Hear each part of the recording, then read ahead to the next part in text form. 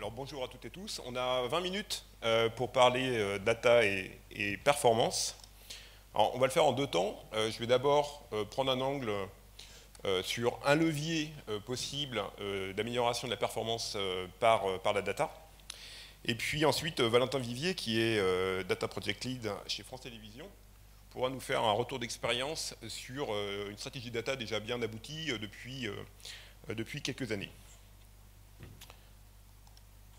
Alors, pour ma part, je suis David Robin, je suis associé chez Columbus Consulting.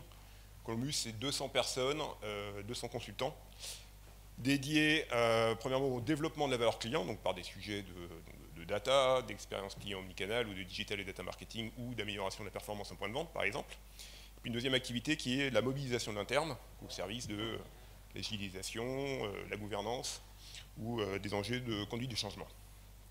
Alors, pour aller directement dans le sujet de la data, en fait, on a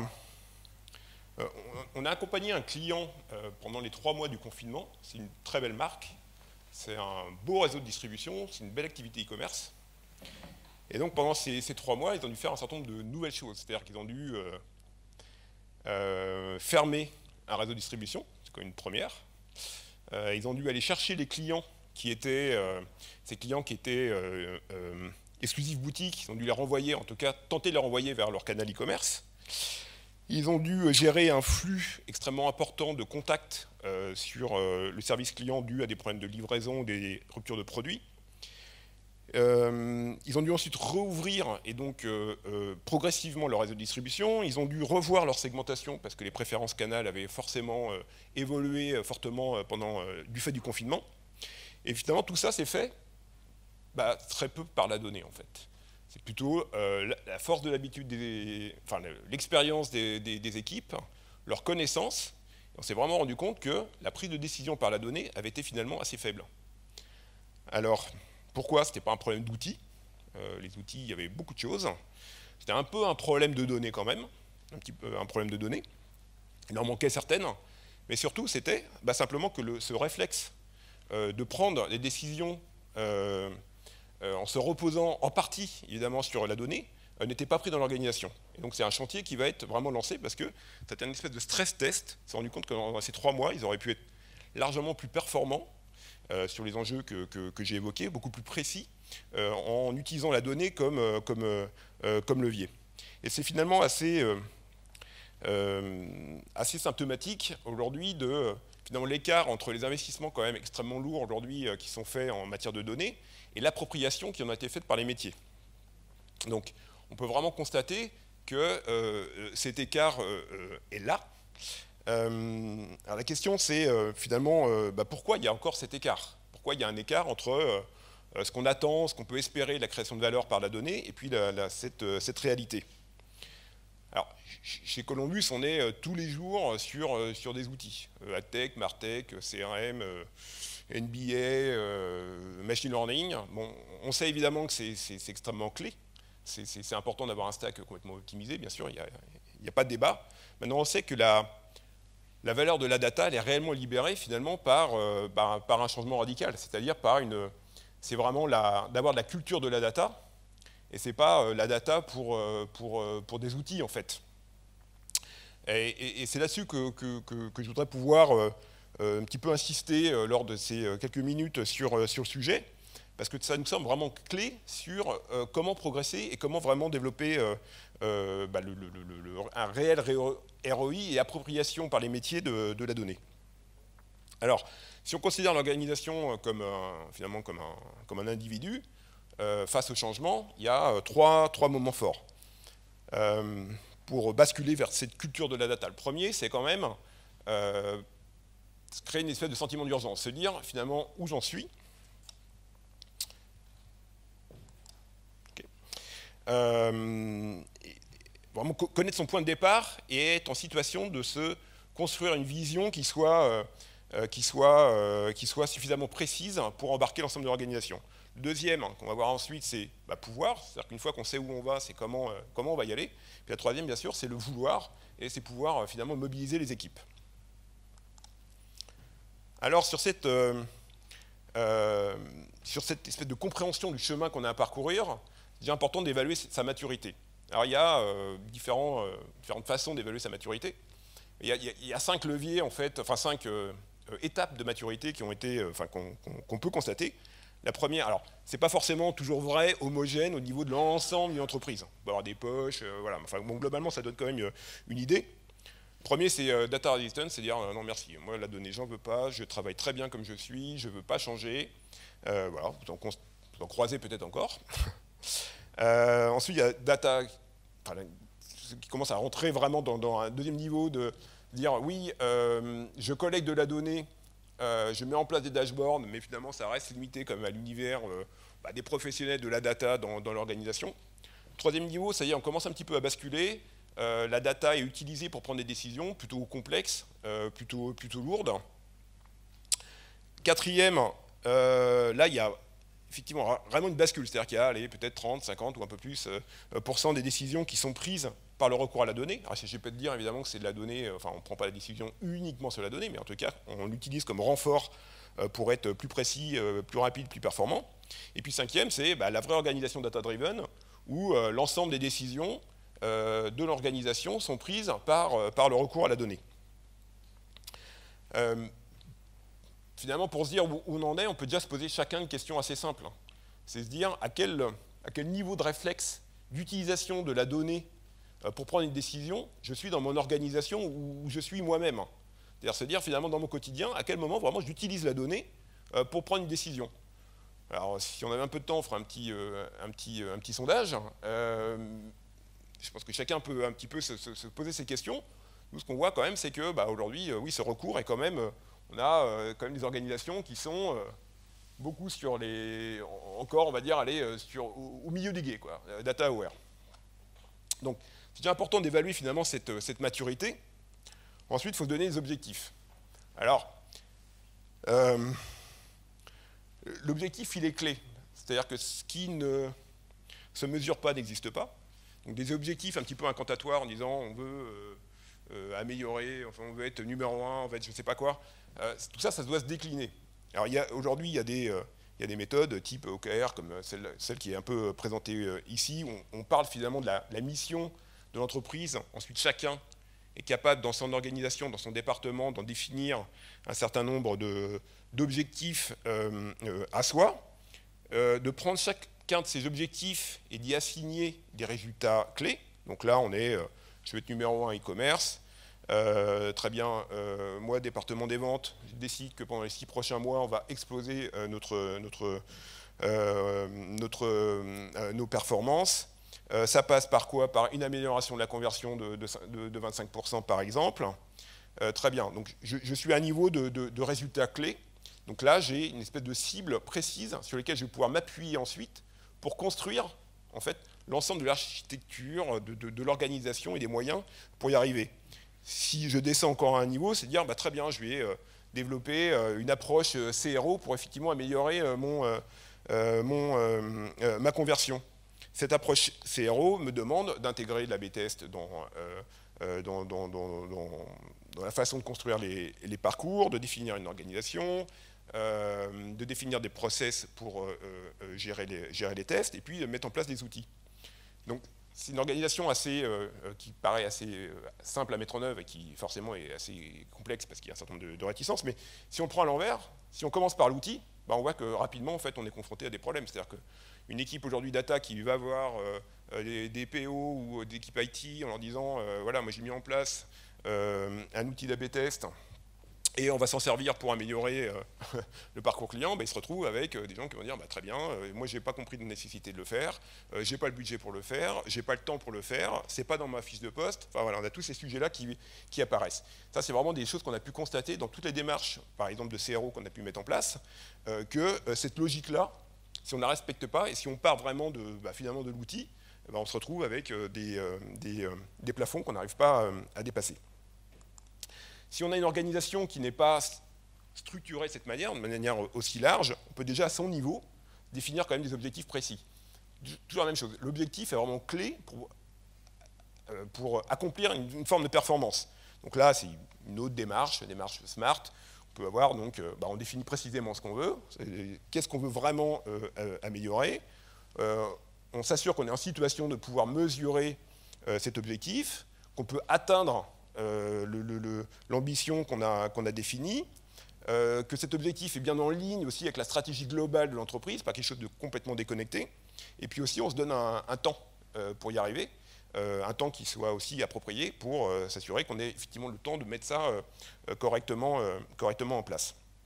Donc là aussi, ça reste vraiment nécessaire d'avoir cette espèce d'objectif précis, quantifié, argumenté et ensuite partagé, si possible ensuite sponsorisé de manière assez élevée, pour pouvoir se saisir de cet objectif et aller ensuite travailler avec l'ensemble des organisations avec lesquelles on travaille. Je prends un autre exemple. On veut mettre en place des use cases type precision marketing, donc on va mixer du digital et du CRM par exemple. On se dit, bon, bah, très bien, j'ai des bases de données, j'ai des canaux interconnectés.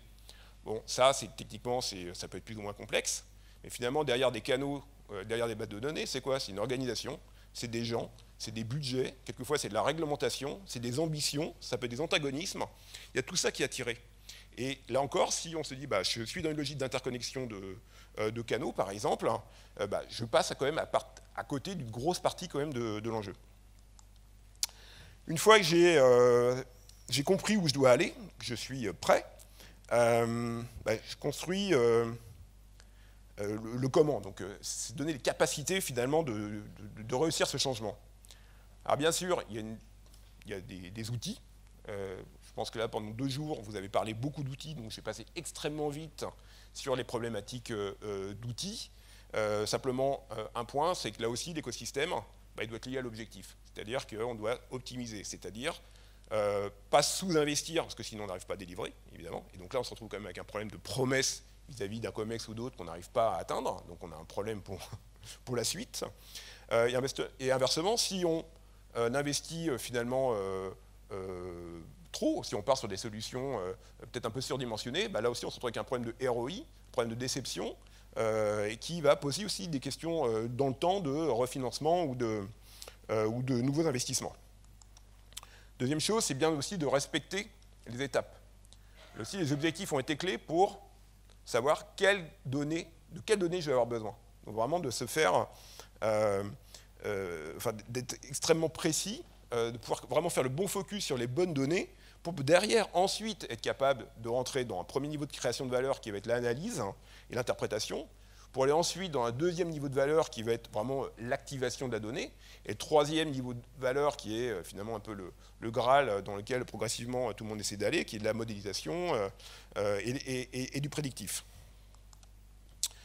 Quand je parlais tout à l'heure de ce besoin d'interconnecter des bases de données, des canaux, que derrière il y avait toute une organisation qui existait, bah finalement c'est quoi? C'est un besoin de gouvernance, alors déjà data, mais aussi un peu plus large, pour clarifier les règles, pour assurer la compliance GDPR ou privacy ou d'autres régulations auxquelles vous êtes soumis, s'assurer du sourcing data, donc comment je vais l'organiser,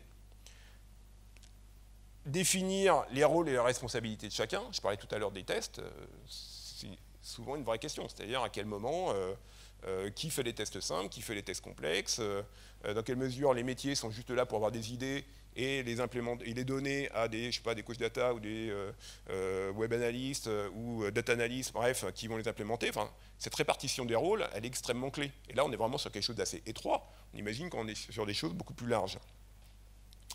Et puis s'assurer, c'est que les process globaux, bah, ils sont alignés avec le reste de la stratégie et avec tout ce sur quoi on s'interconnecte, y compris service client, par exemple. La gouvernance, elle va nous permettre de monitorer et d'améliorer la qualité de la donnée. Ça, enfin, je pense que tout le monde en est convaincu, mais une donnée à jour, de qualité, bah, c'est juste peut-être la recommandation numéro 1. Mais là aussi, je pense que ça a été bien abordé pendant ces 2 jours. Mais c'est cette gouvernance de la donnée qui va permettre de l'organiser. Et puis une dimension aussi importante de communication, d'arbitrage, parce que là encore, la donnée vient percuter finalement l'ensemble du modèle de l'organisation, l'ensemble du modèle, des habitudes aussi de travail. Ça vient bouger les budgets, ça vient bouger des responsabilités. Donc il y a besoin d'expliquer, d'arbitrer et de transmettre. Donc finalement, on arrive à avoir de la performance par la data si déjà on a des objectifs et un sponsoring qui est clair. Sans ça, bah, on s'épuise. On va avoir des gens qui disent non, moi je ne veux pas avancer, ou je ne peux pas avancer, ou je voudrais bien, mais je n'ai pas le mandat pour le faire. Enfin voilà, donc on est assez bloqué. On a une valeur qui est clairement définie, on a un écosystème qui est optimisé, on a une équipe qui est en capacité de le faire. Donc ça veut dire des compétences, mais ça veut dire aussi du temps. Ça veut dire peut-être même des job desks. Enfin voilà, il y a besoin quand même d'être s'assurer comme que les équipes ont le temps et les compétences pour le faire. Cette gouvernance qui nous permet d'avancer. On est guidé par la connaissance client et pas par les enjeux internes. Là aussi, ça c'est un autre un point sur lequel on pourrait passer pas mal de temps, mais vraiment d'avoir, en tout cas dans nos univers de ce séminaire AdTech, MarTech, vraiment d'être guidé par la voix du client. Et puis de commencer à anticiper le change management. Tout ça, c'est important de l'adresser de manière isolée, mais surtout de manière concertée. C'est-à-dire que si on n'avance pas l'ensemble de ces chantiers-là de manière cohérente et sur le même tempo, bah on a une stratégie data qui est bancale. Et d'ailleurs, quand je parle de stratégie de data, c'est un abus. Il n'y a pas vraiment de stratégie data. Ce qu'il y a, c'est de la data qui va être au service de la stratégie de l'entreprise. Et donc, on revient sur les dimensions d'objectifs. Donc, je sais où je dois aller, je suis en capacité de le faire au niveau de mes moyens. Maintenant, j'ai besoin d'embarquer les équipes. Là aussi, on est dans la pure conduite du changement. Alors, quand je dis pure conduite du changement, ce n'est pas complètement vrai. Parce que dans nos univers data, il y a quand même une réelle complexité technique intégrée qui n'est pas évidente. Donc, ça renforce le besoin. Ça vient percuter des gens qui sont déjà saturés de travail. C'est-à-dire que la plupart des gens aujourd'hui travaillent. Dans le livre blanc, on parle de témoignages de Natixis qui voulaient diffuser de la data dans l'ensemble des métiers, s'est rendu compte que finalement 5 à 10% en fait, des équipes avaient au maximum 5 à 10% de leur temps disponible pour vraiment intégrer une nouvelle façon de travailler, y compris la data. Donc tout ça, ça doit l'organiser. Donc là, en l'occurrence, c'était contourné par le recours à des coachs data qui sont venus faciliter le travail au démarrage, mais c'est des choses qu'il faut poser. Donc, comment on adresse ce changement? On ne va pas faire un cours sur la conduite du changement, mais vous avez des populations qui vont certainement des super promoteurs, c'est peut-être vos équipes d'ailleurs, elles ont envie d'y aller, c'est là on fait levier. Les inconditionnels, on y fait un petit peu attention quand même, parce qu'ils ont un petit peu tendance à effrayer un petit peu tout le monde. Ce qu'on va vraiment travailler, c'est les hésitants. Et puis, tout ce qui est les déchirés, les opposants et l'adversaire, on va vraiment se poser sur des stratégies assez spécifiques pour eux. Mais au final, ce qu'on doit arriver à faire, c'est comprendre qu'il y a effectivement un sentiment d'urgence, c'est-à-dire qu'il faut changer, qu'ils comprennent aussi que ça va être un vrai gain pour eux. C'est-à-dire que ça va leur permettre d'atteindre leurs objectifs. Si on leur envoie de la donnée et qu'ils ont l'impression que ça va leur faire perdre du temps, forcément, on passe à côté du sujet. Donc, peut-être en conclusion sur cette introduction sur comment développer la performance par la data, c'est dire finalement que la data et la performance, ce n'est pas qu'une histoire d'outils, c'est plutôt une histoire de culture globale de l'entreprise. On a besoin d'objectifs clairs, chiffrés, sur lesquels s'appuyer pour s'organiser et puis se donner les moyens. On a besoin d'avancer l'ensemble des dimensions, outils, data, change, de manière concertée. Et puis vraiment, ça demande de rapprocher les équipes data des métiers, qu'ils soient convaincus qu'il faut changer et que ça va leur apporter un gain. Voilà, donc c'était quelques minutes sur le sujet. Maintenant, je propose à Valentin de me rejoindre sur l'estrade, s'il te plaît. Je crois que tu as ton propre micro, Valentin. Déjà, merci beaucoup. Merci, David, bonjour. Alors, Valentin, peut-être peux te présenter. Oui, donc Valentin Villiers, moi je suis responsable de projet data chez France Télévisions. France Télévisions, vous connaissez, sont des chaînes, des contenus, des émissions. On a une partie numérique avec des sites web, des applications, des entrées sur les box des fournisseurs d'accès Internet, des applications TV, un produit d'information nationale, des produits régionaux, un produit de médias avec du replay, du direct, et des produits pour enfants et d'éducation avec Oku et Lumni. Voilà, que vous connaissez peut-être si vous avez des enfants à la maison. Et mon rôle, c'est de piloter un petit peu le pôle data de la direction du numérique et mettre en place un ensemble d'outils, de pratiques, de bons réflexes, faire en sorte qu'on collecte les bonnes données, qu'on analyse ces données, qu'on ait de la connaissance utilisateur, connaissance client, qu'on stocke, qu'on distribue, qu'on mette à disposition de la data. Merci. Alors Valentin, pour connaître votre écosystème, il est plutôt riche.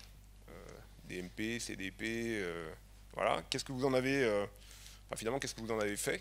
Peut-être décrire un peu ton écosystème. Ouais, complètement. Alors effectivement, on a un écosystème qui est assez riche. Alors à la direction du numérique, on n'a pas un SI qui est très compliqué, mais si on se penche effectivement sur les aspects data, on a tous les outils en acronyme, donc les TMS, DMP, CMP. On collecte de l'analytics, on collecte de la donnée utilisateur, on stocke ça dans un data lake, on traite les données dans un data lake, on les met à disposition de nos utilisateurs pour activer cette donnée, donc pour faire du ciblage sur des campagnes CRM par exemple, ou en care, en service client. Donc effectivement, on a beaucoup d'outils. Je regarde mes petites notes. On a beaucoup d'outils, mais finalement, c'est pas vraiment les outils ou l'écosystème qui sont importants. Pour moi, ce qui est important, c'est la manière dont on va opérer et interconnecter les outils entre eux. Parce que c'est facile finalement d'avoir un besoin et de dire je vais prendre cet outil pour répondre à ce besoin.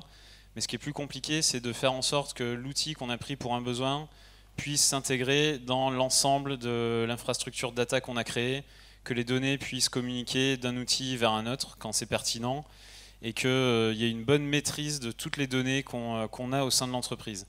Et ça, c'est une chose qui me paraît très importante, puisque on a besoin d'interopérabilité, donc de construire une infrastructure data qui est pérenne et solide, et demain, par exemple, être capable de changer un outil par un autre sans que ça ait trop d'impact sur notre manière de fonctionner. Un autre point qui est important, c'est qu'on cherche à réduire la dépendance aux outils. Nous, chez France Télévisions, on a vraiment une démarche où on veut maîtriser la donnée. Donc vous aurez quasiment jamais chez France Télévisions d'outil qui est connecté directement à un autre outil pour activer de la donnée. Alors je vais prendre un exemple, un outil de DMP dans lequel on peut créer des segments d'utilisateurs. On ne le connecte pas directement à un outil d'activation comme peut l'être un outil de push notification. A contrario, on veut collecter la donnée de notre DMP, la comprendre, l'enrichir, probablement l'agréger autour d'un utilisateur, et ensuite, une fois qu'on maîtrise cette donnée, la mettre à disposition d'outils pour activation. Et le dernier point que je voulais souligner, c'est qu'on a quand même une complexité chez France Télévisions, c'est que on est un acteur audiovisuel public, donc on est soumis au marché et procédures d'appel d'offres publics. Donc régulièrement, on doit reconduire des appels d'offres, quitte à changer les outils qui sont déjà en place. Donc vous imaginez, ça rapporte un petit peu de complexité en plus, et en forçant un peu le trait, on peut avoir fini de déployer un outil et de commencer à l'opérer, qu'on doit déjà penser au suivant qui va peut-être le remplacer. Voilà, ça c'est le petit plus si vous venez bosser chez France Télé. Ça fait plusieurs années que vous avez mis en place une grosse partie de l'infrastructure. Qu'est-ce que tu en as appris? Déjà, qu'est-ce que vous en avez retiré de ces outils? Est-ce que c'est en ligne avec finalement ce que vous étiez donné comme objectif? Et puis, quel retour d'expérience en fait tu peux partager sur ce qui a marché ou ce qui a été plus compliqué peut-être à mettre en œuvre? Oui. Un enseignement, c'est que maîtriser la donnée, c'est pas simple. En fait, on s'en rend compte. Il y a une très mauvaise connaissance de la donnée, et j'y reviendrai peut-être avec une question que tu me poseras plus tard. Effectivement, on a un ensemble d'outils et de données, mais qui sont un petit peu au sein de l'écosystème data. On a pu être perçu comme une équipe qui faisait ses traitements et son activation ou son travail sur la donnée de son côté, et ensuite mettait à disposition des choses, mais de plus en plus on se rend compte qu'il y a une perméabilité plus grande entre la data et le reste des métiers, et donc forcément ça demande aux personnes à ce qu'ils comprennent un petit peu mieux la donnée et ce qu'on fait, et effectivement quand on ouvre les portes de ce qu'on fait, il y a un petit peu de complexité, parce qu'il faut comprendre comment ça fonctionne, pourquoi c'est collecté, pourquoi c'est cette métrique-là, quelle est la définition d'une variable ou d'une donnée. Et voilà, donc ça apporte un petit peu de complexité à laquelle les gens mettent plus ou moins de temps à la saisir et à en comprendre la portée. Un autre point qui est important qu'on a noté, c'est l'importance d'avoir des outils qui proposent des API, que ce soit pour collecter leurs données ou les exporter. Puisque je vous parlais effectivement tout à l'heure, je vous disais qu'on cherche vraiment à réduire la dépendance aux outils. Le fait d'avoir des outils qui sont APIfiés, ça nous permet de collecter toutes les données, vraiment être indépendant presque indépendant de l'outil. L'outil devient un médium de collecte ou de traitement, mais toute la donnée qui passe par l'outil est collectée par ailleurs dans nos propres bases de données. Et j'y viens, David, je ménage mon effet. Facteur clé de succès, effectivement, il y a l'adoption. C'est très important, l'adoption. On s'est rendu compte au fil des années, alors moi ça fait un petit peu plus de 4 ans que je suis chez France Télévisions, qu'on avait besoin d'embarquer l'ensemble des équipes de la direction du numérique sur le choix d'un outil qui va aboutir à la mise en place d'une pratique. Forcément, ça dépasse le cercle restreint de la data. Les outils qu'on opère, ils sont au bénéfice de toute l'entreprise. Et on s'est rendu compte qu'on avait vraiment besoin d'expliquer aux gens ce qu'on allait mettre en place, leur demander quelles étaient les attentes par rapport à cet outil et faire en sorte qu'ils se sentent inclus et qu'ils adoptent l'outil qu'on choisissait. Donc aujourd'hui, ça donne des cahiers des charges où on doit interroger 6-7 métiers, autant de personnes à la direction technique pour s'assurer qu'on a l'ensemble des besoins qui sont identifiés. Et une fois qu'on a cette adoption qui est la première phase, on a besoin d'éduquer. Donc comme je vous disais tout à l'heure, la donnée c'est quelque chose qui est pas simple et plus on ouvre les portes, plus on se rend compte que c'est compliqué à comprendre. Donc on a mis en place plusieurs processus internes pour commencer à éduquer les gens à la donnée. Vous avez mis en place, je crois, des coachs data. Tout à fait. Qu'est-ce que tu peux peut-être nous partager en fait, qui était un peu la mission de ces coachs, et puis quels sont les bénéfices que tu en as vus, quoi. Alors le coach data, ça va de pair avec ce que je viens de vous raconter. La donnée, c'est pas simple. On a besoin d'avoir de l'adoption, on a besoin d'éduquer. Le principe du coach data, c'est un relais qu'on met directement au sein des équipes et dont le but est d'accompagner sur le réflexe data, la systématisation de la mesure. Donc ce sont des personnes qui, à partir du moment où un product owner va penser une fonctionnalité, une évolution de son site, va demander et essayer d'avoir l'impulsion de la métrique, de ce que l'on va mesurer, de comment on va définir les indicateurs de succès de ce qui va être développé. Donc ça c'est le premier point. Il va être capable d'identifier aussi peut-être les lacunes du plan de marquage et ce qu'il va falloir rajouter pour remonter les bonnes métriques au bon endroit. Et derrière va créer les tableaux de bord qui permettront de piloter et de suivre la performance de ce qui aura été développé. Donc les coachs data, c'est une vraie chose qu'on a mis en place. Ça a commencé il y a un petit peu plus d'1 an, on avait un profil. Aujourd'hui on est en passe d'avoir notre 4e coach data, donc un coach par produit. Les produits c'est France Info, France TV, France 3 Régions. Piloté par une personne qui est responsable de la performance de la data et épaulé par un data analyst. Donc on a vraiment des besoins qui nous arrivent et ces personnes-là les prennent et accompagnent au plus proche des équipes avec ces profils. Ok, merci beaucoup. Je crois qu'on n'est pas loin, donc est-ce qu'on a le temps quand même de prendre une question ? On continuera peut-être après, si vous le souhaitez. Donc, Eddie. Ouais. J'ai compris que nos redevances télé servent à changer des outils qui sont déjà installés. Donc, ça aussi, c'est une blague. Excellente blague, merci. Il y a beaucoup de changements du coup, en termes d'outils, mais peut-être aussi en termes de personnes. Du coup, dans votre gouvernance, dans votre organisation, qui a cette vision à long terme de roadmap métier et de roadmap technique? Qui est garant de ça? On a la direction de la data. Donc, moi, je suis responsable de projet data. J'ai un chef qui est Head of Data.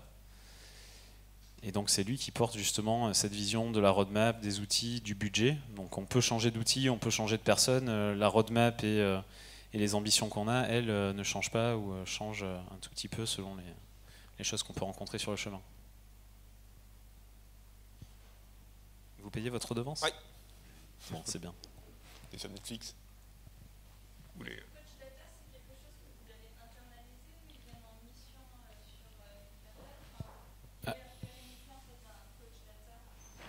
Oui.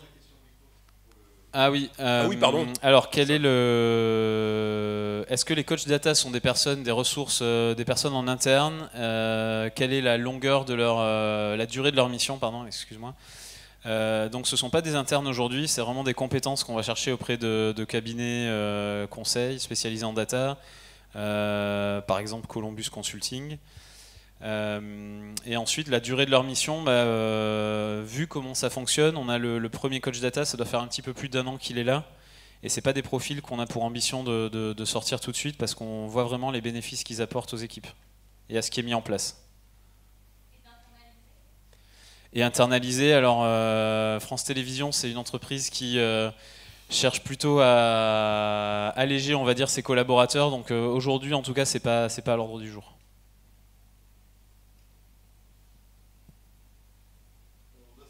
D'accord. Oui. Alors effectivement, vous pouvez nous retrouver.